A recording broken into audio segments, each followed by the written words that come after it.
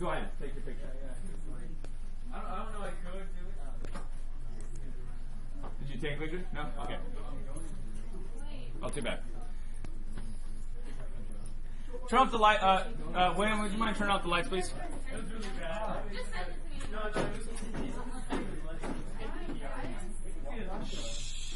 So, real quick, anyone know who this person is? George Takei? That one guy. He's in Star Trek. Star Trek. Yeah. The George Takei was from Star Trek. He's also sort of a prominent gay rights advocate currently. He's also pretty famous. He is he's gay. He's currently gay. I don't know currently. That was funny. You caught me. I think that what I was trying to say was that he's a current. You asked me he's gay, and I was thinking he's a current advocate. It's a trend. We'll see what he is tomorrow. I don't know. He's famous. He's famous for that. Oh my! He's got that very deep sort of hello. Lesser known fact about George Takei, though, is that he has a very unique perspective of America as a result of being a Japanese American on the West Coast during World War II. He's about 6 years old. He's going to describe, it takes about 5 minutes, but he's going to describe his experience being Japanese American during World War II when we were currently at war with his origin country, the country of his parents' birth, and sort of the perspective he brings to it. And if you're not familiar with what happened to people, even 6-year-olds at the time, you should probably listen and see if this is surprising to you at all and why. So go ahead and watch the interview real quick, and I want you to tell me your thoughts and feelings on it. Was he in Japan or here? He was here. He's a Japanese American. I think Japanese Americans on the West Coast were summarily rounded up and sent into 10 barbed wire internment camps. I was 4 at the time of Pearl Harbor, and I was too young to really understand what was going on. But I still do remember that day when armed soldiers with guns, bayonets on them, came to our home to order us out. I remember that as a very scary day. And a child can sense your parents' anxieties. And we were taken from our home to a horse stable at the San Diego racetrack, where we were housed for a few months while the camps were being built. And when the camp was built, we were put on a train and taken all the way across the southwestern desert to the swamps of Arkansas, a camp called Roll. And I grew up there for a portion of the war. And then we were transferred from that camp to another camp in Northern California called Toohey Lake, which was an even more harsh camp. There were 3 levels of barbed wire fence and tanks patrolling the perimeter. And after the war, we came back home to Los Angeles. Now, why were you transferred from Camp Roar to Camp Roar? Yes, there's a dark chapter of American history in that. Immigrants coming to the United States could all aspire to someday becoming naturalized American citizens, except one group of immigrants from Asia. And so, for all arts and purposes at that time, it was excluding Chinese and Japanese immigrants to the United States. They could not be naturalized. When the war broke out, young Japanese American men and women rushed to their local recruitment board to volunteer to serve in the U.S. Army. But because we looked like the enemy, simply for that, we were rejected from service. Those that volunteered to serve were classified as 4C, which means enemy non-alien. Now that's a very peculiar term, non-alien. It means a citizen. We couldn't even be called enemy citizens. We were called enemy non-aliens, and they were rejected from service. And we were all incarcerated. But a year into internment, the government realized they had a manpower shortage, and here was all this manpower that we've incarcerated under the label of the potential spies, saboteurs, traitors. How do we tap this manpower? So they came down with what was called a loyalty questionnaire, which in its on the surface sounds outrageous. After they've taken our property, our homes, our businesses, our freedom, and incarcerated us for a year, they want to test our loyalty. It was a series of about 40 questions, and everyone in these internment camps had to respond. Everyone over 17 years of age had to respond to this, answer the questions of the loyalty questionnaire. A 17-year-old girl or 80-year-old immigrant lady all had to respond to this questionnaire. There were two key questions that the government wanted answers to. Question 27 asked, will you bear arms to defend the United States of America? Can you imagine this question being posed to an 88-year-old immigrant lady or a 17-year-old girl? Question 28, and this was only one sentence, but it had two ideas. It asked, will you swear your loyalty to the United States of America and or swear your loyalty to the Emperor of Japan? Now, for a Japanese American, someone born and raised here, the word for swear your loyalty to the Emperor was very offensive, because it assumed that by birth you were ingrained with an inborn loyalty to the Emperor. I mean, you can't forswear something that doesn't exist. So the government assumed that there was an existing loyalty just because they looked like this. And so if you answered no, meaning I don't have a loyalty to the Emperor to forswear, you were also saying no to the first part. Will you swear your loyalty to the United States? If you answered yes, meaning yes, I will be loyal, you were fessing up that you had been loyal to the Emperor, and the government was justified in putting you in an internment camp. It turned all 10 camps into turmoil. My father, as I said, was born in Japan and ineligible for citizenship by government, decree. He said, "Go." They asked me this after they've taken my property, my home, everything. They've taken everything, but there's one thing that they can't take, and that's my dignity. I am not going to grovel before this government. And he answered no to those two questions. And my mother, she's a young mother with 3 young children, one a baby. They expect her to go off and carry a gun and fight. No. She said, this is nonsense. I'm not going to subject myself to it. And she also answered no to those two key questions. And because of that, we were removed from the camp in Arkansas to the camp in Northern California. And that's why they had 3 layers of barbed wire fence. We were disloyal. So, maybe a chapter in American history that you're surprised about, that you don't know much about, perhaps. Gavin, turn off the iPad. Very distracting. I don't appreciate that. There will be a use for these in a second. Show some maturity with that. A chapter. How many guys were familiar before listening to that about Japanese internment during World War II? It's only maybe less than a third of us. It's very interesting. So the rest of us maybe are a little surprised that you would see that. Because World War II, we often think of internment as only being sort of a Jewish thing in Nazi Germany. And there's some major differences, so immediately I'm qualifying with we weren't exterminating, there was no genocide going on. But there was something very similar in the nature of these people look like a problem based on what they look like or their origin of their parents. And so their entire families were literally disavowed of property and taken out of their home for the sake of safety and security. This has happened in the past. It's not to say that this somehow wouldn't happen in the what?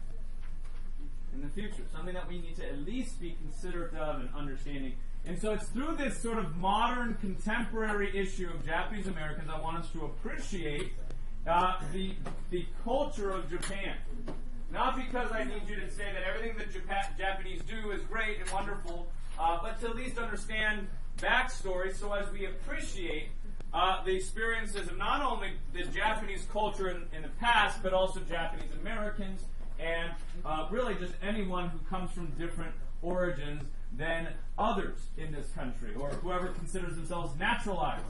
Notice he said the word non-alien. I think that was very interesting because even current immigration policies, people who are born here if they have been immigrated from Mexico, or parents immigrated from Mexico or Guatemala or South America, they can be called naturalized citizens. They are citizens that are either here for a certain amount of time or were born here, children that were born here. For Japanese Americans in the 1940s, they were called non-aliens. Even people who were born here were not allowed citizenship as part of that Chinese Exclusion Act that I mentioned last week. And so your Socratic seminar question is about the nature of internment. And I know it's going to be hard, maybe because of that the experience or we understand or recognize, but I want us to attempt to have a debate on it.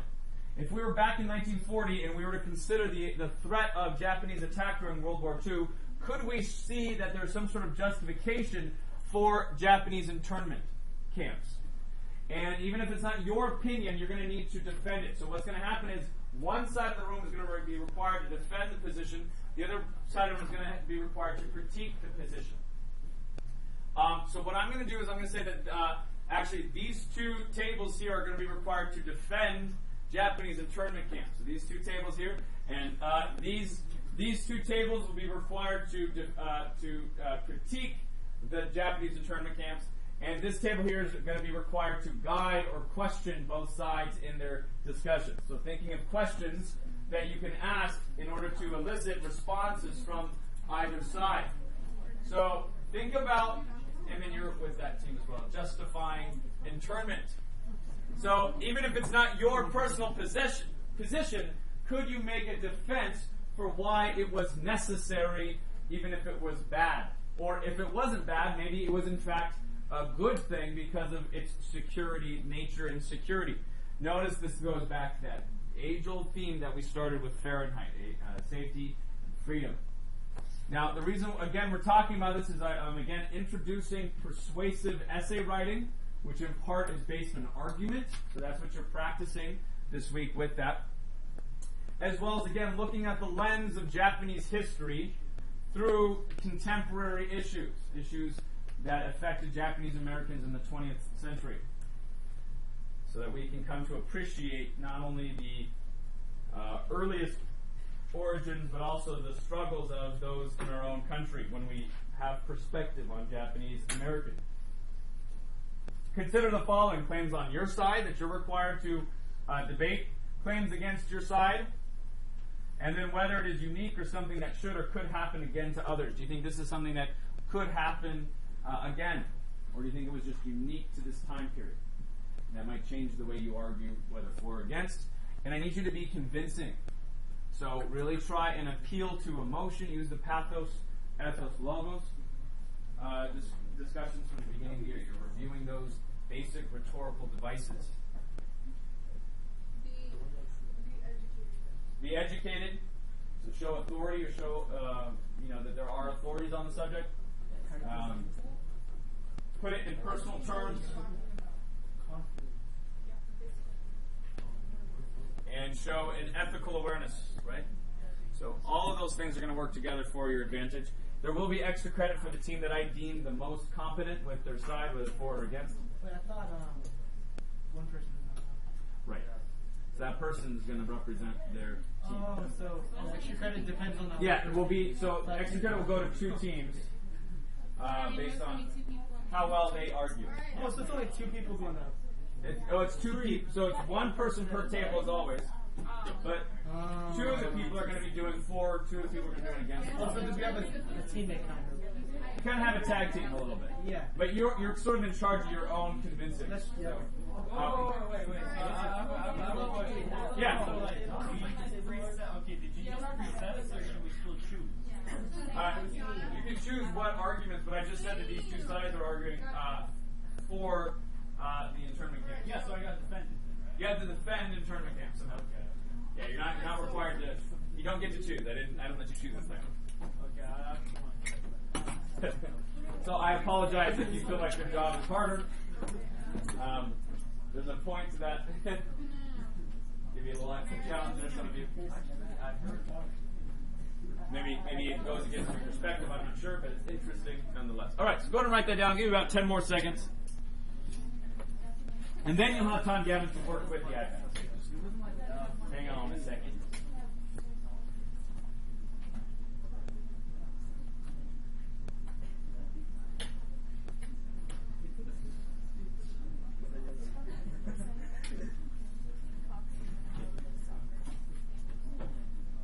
All right. So to interact with culture notes, to learn a little bit behind that, as we're promoting Japanese awareness for this week and understanding ancient Japanese cultures, poetry, their use of philosophy and war, etc. You're going to go to tiny.cc/tcjapan on the iPad, and on your textbook, you're going to get into your culture sections. So pages 486 to 497.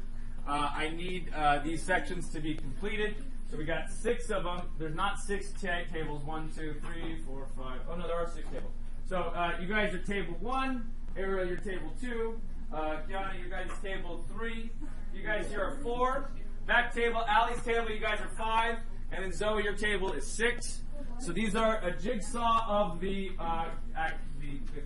chapter. What I want you to do on the Padlet is to look at my template and basically just copy it for yourself, filling in the 5 facts, the key facts from your section. Now, you only have about 20 minutes or so to do that, and then we're going to have a 10-minute discussion based on those facts. So you actually are going to produce the mean and the matter in your conversation for people to write down in their Cornell notes today. So while you're taking notes, you're then digitizing them so they're up on the board, and then you're using that to present your section to the rest of the class so they can write it down. 5 facts that you're typing up, and then you're analyzing those facts in real time in front of the class. So that's the goal here. I'm going to throw up the TC Lab here, or the Padlet, tiny.cc/TC Asian, or excuse me, TC Japan. It's TC Japan. Shush. TC Asian is a worksheet from last week. Okay. So there is actually a TC Asian if you were to look it up. It's Japan, not Asian. Racist. Gorsome, foursome. Oh my gosh. So notice that I have a link here. You want to have a picture with it, so a visualization that represents the summary of your facts. How do you get a picture? It should let you upload a picture that goes with it. Like from your camera. So You can save one from. yeah, I would just save it from the web and then upload it. Those are your 5 facts from your section. Page. Like where are the pages? Oh, I'm sorry. Yeah, I guess I need to get. Did you already write down your page? The page numbers are on the tablet. Okay, so 494 to 495. Did you? I'm sorry. I didn't realize that you didn't write down your pages already. They're on the tablet. Oh, are they all on there? Oh, perfect. Yeah, you're right. There they are. Oh my God. And so you just write your name and then page number here, or your table 6 or table whatever. Our group, the best group. All right. So there is kind of the goal here, and then one person's going to stand up, talk about the 5 facts people write down, but not just the facts. They're actually going to be talking about the meaning and the matters, the analysis, connections, they mean matters. You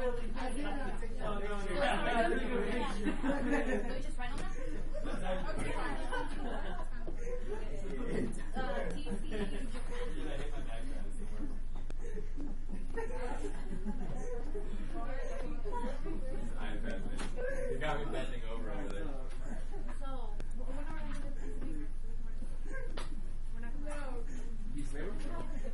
Yeah. So we'll just write it on our Yeah. Anyway. So it's Cornell notes. pronoun notes today because the Padlet's your specialty connection thing.